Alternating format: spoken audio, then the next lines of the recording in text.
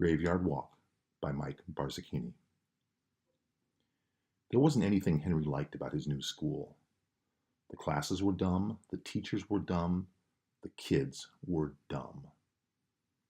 And that's why Henry always took the shortcut home, and he always walked alone. It didn't matter to Henry that his shortcut included the path directly through the old town graveyard. Even when the other kids told him that the graveyard, which hadn't been used in years, was haunted. They were just chickens, and Henry wasn't scared of any old ghosts.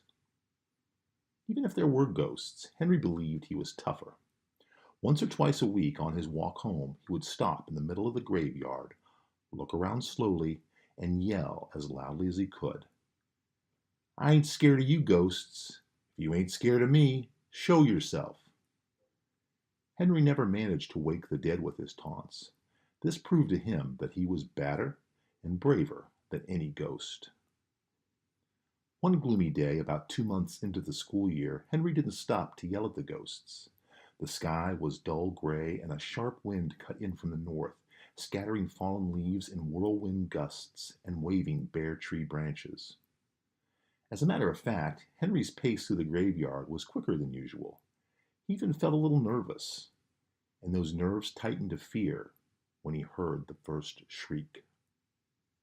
It started low and faint and built into a high-pitched wail. Henry nearly jumped out of his shoes. He calmed himself, looked around, convinced he saw nothing, and continued walking. "I ain't scared," he whispered. That's when he heard the second shriek. This time he didn't have to look around. The source of the shriek stood, or rather floated, over a gravestone a few yards in front of him. Then it was Henry's turn to shriek, but he couldn't run. Frozen with fear, he stared at the billowing gray figure in front of him. It didn't touch the ground. The wind picked up with a force nearly strong enough to knock Henry off his feet, and the ghost came toward him. Henry had no trouble running now, his legs propelled by terror. Running nearly blind, eyes fogged by the harsh wind and fright, Henry didn't see the gravestone in his path, but he felt it when his knees crashed against it, toppling him head first into what could only be an open grave. Henry screamed, scrambled to his feet, grabbing at loose, moist earth.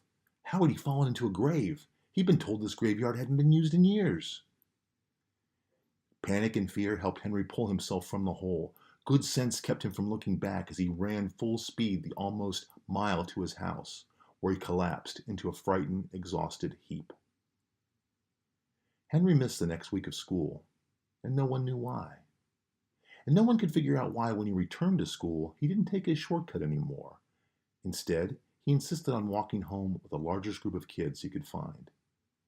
And no one picked up Henry's shortcut through the graveyard, where the old gray stones sit silent among the bare trees, and a few shallow graves unfinished for 20 years, and where the only movement comes when the wind blows at a good clip, and the tattered gray blanket hung forgotten on a pole whips in a frenzied flight. The end.